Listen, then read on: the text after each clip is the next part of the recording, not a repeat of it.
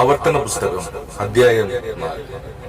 ഇപ്പോൾ ഇസ്രായേലേ, നിങ്ങൾ ജീവിച്ചിരിപ്പാനും നിങ്ങളുടെ പിതാക്കന്മാരുടെ ദൈവമായ യഹോവ നിങ്ങൾക്ക് തരുന്ന ദേശം ചെന്ന് കൈവശമാക്കുവാനും തക്കവണ്ണം നിങ്ങൾ അനുസരിച്ച് നടക്കേണ്ടതിന് ഞാൻ നിങ്ങളോട് ഉപദേശിക്കുന്ന ചട്ടങ്ങളും വിധികളും കേൾക്കും. ഞാൻ നിങ്ങളോട് കൽപ്പിക്കുന്ന നിങ്ങളുടെ ദൈവമായ യഹോവയുടെ കൽപ്പനകളെ നിങ്ങൾ പ്രമാണിക്കുക. ഞാൻ നിങ്ങളോട് കൽപ്പിക്കുന്ന വചനത്തോട് കൂട്ടുകയോ അതിൽ നിന്ന് കുറയ്ക്കുകയോ ചെയ്യരുത്.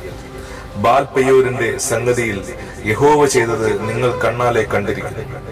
ബാൽ പെയോരിനെ പിന്തുടർന്നവരെ ഒക്കെയും നിന്റെ ദൈവമായ യഹോവ നിങ്ങളുടെ ഇടയിൽ നിന്ന് നശിപ്പിച്ചു കളഞ്ഞു വരുന്നു.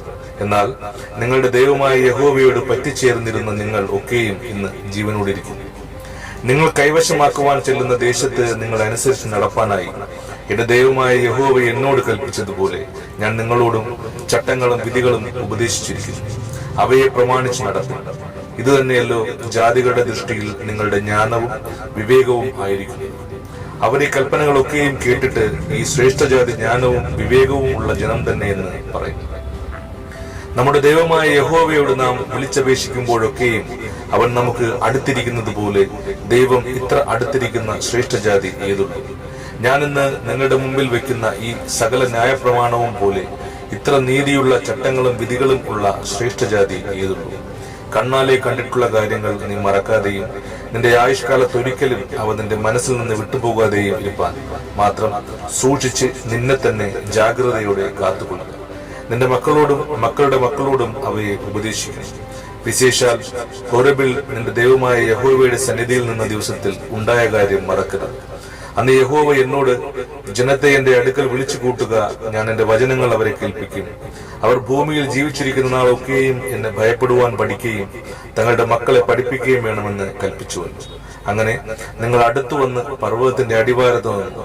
അന്ധകാരവും മേഘവും കൂരിരുളും ഉണ്ടായിരിക്കെ പർവ്വതം ആകാശമധ്യത്തോളം തീ കാളിക്കത്തിക്കൊണ്ട് യഹോവ തീയുടെ നടുവിൽ നിന്ന് നിങ്ങളോട് അരുളി ചെയ്തു. നിങ്ങൾ വാക്കുകളുടെ ശബ്ദം കേട്ട് ശബ്ദം മാത്രം കേട്ടതല്ലാതെ രൂപം ഒന്നും കണ്ടില്ല. നിങ്ങൾ അനുസരിച്ച് നടക്കേണ്ടതിന് അവൻ നിങ്ങളോട് കൽപ്പിച്ച തന്റെ നിയമമായ 10 കൽപ്പന അവൻ നിങ്ങളെ അറിയിക്കുകയും 2 കൽപ്പലകയിൽ എഴുതുകയും ചെയ്തു. നിങ്ങൾ കൈവശമാക്കുവാൻ കടന്നു ചെല്ലുന്ന ദേശത്ത് നിങ്ങൾ അനുസരിച്ച് നടക്കേണ്ടതിനുള്ള ചട്ടങ്ങളും വിധികളും നിങ്ങളെ ഉപദേശിക്കണമെന്ന് യഹോവ അക്കാലത്ത് എന്നോട് കൽപ്പിച്ചു. നിങ്ങൾ നന്നായി സൂക്ഷിച്ചുകൊള്ളുവിൻ. യഹോവ ഹോരബിൽ തീയുടെ നടുവിൽ നിന്ന് നിങ്ങളോട് അരുളി ചെയ്ത നാളിൽ നിങ്ങൾ രൂപമൊന്നും കണ്ടില്ല. അതുകൊണ്ട് നിങ്ങൾ ആണിന്റെയെങ്കിലും പെണ്ണിന്റെയെങ്കിലും സാദൃശ്യമോ, ഭൂമിയിലുള്ള ഏതൊരു മൃഗത്തിന്റെയും സാദൃശ്യമോ, ആകാശത്ത് പറക്കുന്ന ഏതൊരു പക്ഷിയുടെയും സാദൃശ്യമോ, ഭൂമിയിലുള്ള ഏതൊരു ഇഴജാതിയുടെയും സാദൃശ്യമോ, ഭൂമിക്ക് കീഴെ വെള്ളത്തിലുള്ള ഏതൊരു മത്സ്യത്തിന്റെയും സദൃശ്യമോ, ഇങ്ങനെ യാതൊന്നിന്റെയും പ്രതിമയായ വിഗ്രഹമുണ്ടാക്കി വഷളത്വം പ്രവർത്തിക്കരുത്. നീ ആകാശ സൈന്യമായ സൂര്യനെയും ചന്ദ്രനെയും നക്ഷത്രങ്ങളെയും നോക്കിക്കാണുമ്പോൾ അവയെ നമസ്കരിപ്പാനും സേവിപ്പാനും വശീകരിക്കപ്പെട്ടു. അവയെ നിന്റെ ദൈവമായ യഹോവ ആകാശത്തിലും കീഴെങ്ങുമുള്ള സർവ്വജാതികൾക്കും പങ്കിട്ട് കൊടുത്തിരിക്കുന്നു. നിങ്ങളെയോ ഇന്നുള്ളതുപോലെ തനിക്ക് അവകാശ ജനമായിരിക്കേണ്ടതിന് യഹോവ തിരഞ്ഞെടുത്ത് നിങ്ങളെ മിസ്രയീം എന്ന ഇരുമ്പുലയിൽ നിന്ന് പുറപ്പെടുവിച്ച് കൊണ്ടുവന്നിരിക്കുന്നു. എന്നാൽ യഹോവ നിങ്ങളുടെ നിമിത്തം എന്നോട് കോപിച്ചു. ഞാൻ യോർദാൻ കടക്കയില്ലെന്നും നിന്റെ ദൈവമായ യഹോവ നിനക്ക് അവകാശമായി തരുന്ന നല്ല ദേശത്തിൽ ഞാൻ ചെല്ലുകയില്ലെന്നും സത്യം ചെയ്തു. ആകയാൽ ഞാൻ യോർദാൻ കടക്കാതെ ഈ ദേശത്ത് വെച്ച് മരിക്കും. നിങ്ങളോ കടന്നു ചെന്ന് ആ നല്ല ദേശം കൈവശമാക്കും.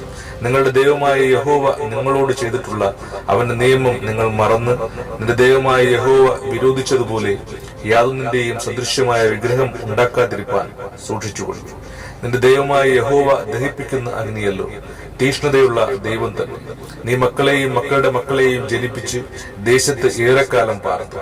വഷളായി തീർന്നിട്ട് നല്ലതിന്റെയും സദൃശ്യമായ വിഗ്രഹമുണ്ടാക്കി നിന്റെ ദൈവമായ യഹോവയ്ക്ക് അനിഷ്ടമായുള്ളത് ചെയ്ത് അവനെ കോപിപ്പിച്ചാൽ നിങ്ങൾ കൈവശമാക്കേണ്ടതിന് യോർദാൻ കടന്നു ചെല്ലുന്ന ദേശത്തു നിന്ന് നിങ്ങൾ വേഗത്തിൽ നശിച്ചു പോകുമെന്ന് ഞാൻ ഇന്ന് ആകാശത്തെയും ഭൂമിയെയും നിങ്ങൾക്ക് വിരോധമായി സാക്ഷി നിർത്തി പറയുന്നു. നിങ്ങൾ അവിടെ ദീർഘായുസോടിരിക്കാതെ നിർമൂലമായി പോകും. യഹോവ നിങ്ങളെ ജാതികളുടെ ഇടയിൽ ചിതറിക്കും.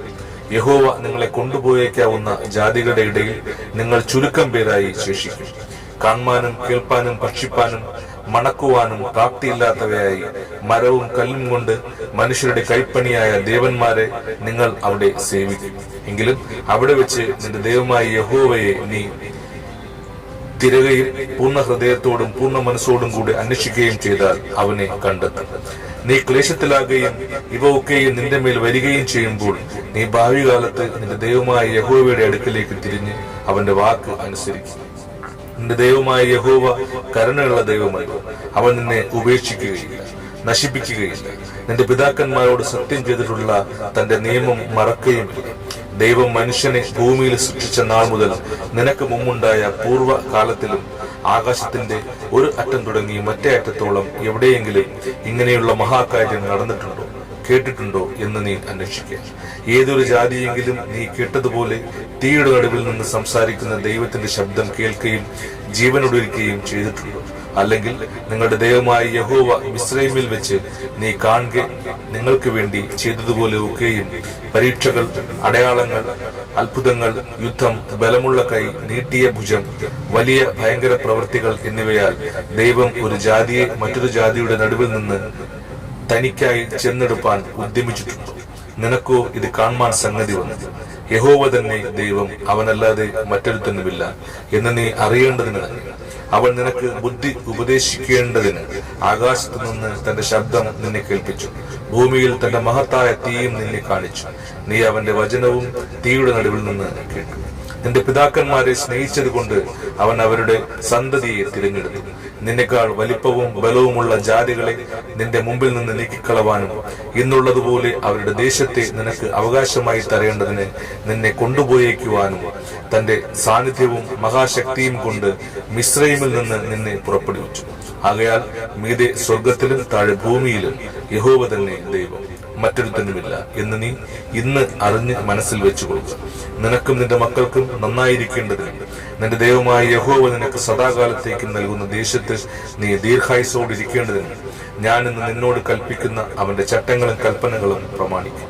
അക്കാലത്ത് മോശ യോർദാൻ അക്കരെ കിഴക്ക് 3 പട്ടണം വേർതിരിച്ചു. പൂർവദ്വേഷം കൂടാതെ അബദ്ധവശാൽ കൂട്ടുകാരനെ കൊന്നവർ ആ പട്ടണങ്ങളിൽ ഒന്നിൽ ഓടിക്കേറി അവിടെ ചെന്ന് ജീവിച്ചിരിക്കേണ്ടതിന് തന്നെ. അങ്ങനെ മരുഭൂമിയിൽ മലനാട്ടിലുള്ള ബേസർ റൂബേന്യർക്കും ഗിലെയാദിലെ റാമോത്ത് ഗാദ്യർക്കും ബാഷാനിലെ ഗോലാൻ മനുഷ്യർക്കും നിശ്ചയിച്ചു. മോശ ഇസ്രായേൽ മക്കളുടെ മുമ്പിൽ വെച്ച ന്യായപ്രമാണം ഇതുതന്നെ. ഇസ്രായേൽ മക്കൾ മിസ്രൈമിൽ നിന്ന് പുറപ്പെട്ട ശേഷം മോശ യോർദാൻ അക്കരെ ഹെശ്ബോനിൽ പാർത്തിരുന്ന അമോര രാജാവായ സീഹോന്റെ ദേശത്ത് ബേത്ത് പെയോരിനെതിരെയുള്ള താഴ്വരയിൽ വെച്ച് അവരോട് പറഞ്ഞ സാക്ഷ്യങ്ങളും ചട്ടങ്ങളും വിധികളും ഇവ തന്നെ. മോശയും ഇസ്രായേൽ മക്കളും മിസ്രൈമിൽ നിന്ന് പുറപ്പെട്ട ശേഷം ആ രാജാവിനെ തോൽപ്പിച്ചു. അവന്റെ ദേശവും ബാഷാൻ രാജാവായ ഓഗിന്റെ ദേശവുമായി അർണോൻ താഴ്വരയുടെ അറ്റത്തുള്ള അരോവേർ മുതൽ ഹെർമോൻ എന്ന സിയോൻ പർവ്വതം വരെയും യോർദാൻ നക്കരെ കിഴക്ക് പിസ്ഗയുടെ ചരിവിന് താഴെ അറാബയിലെ കടൽ വരെയുള്ള താഴ്വീതി ഒക്കെയും ഇങ്ങനെ യോർദാൻ നക്കരെ കിഴക്കുള്ള 2 അമോര രാജാക്കന്മാരുടെയും ദേശം കൈവശമാക്കി. ആമേൻ.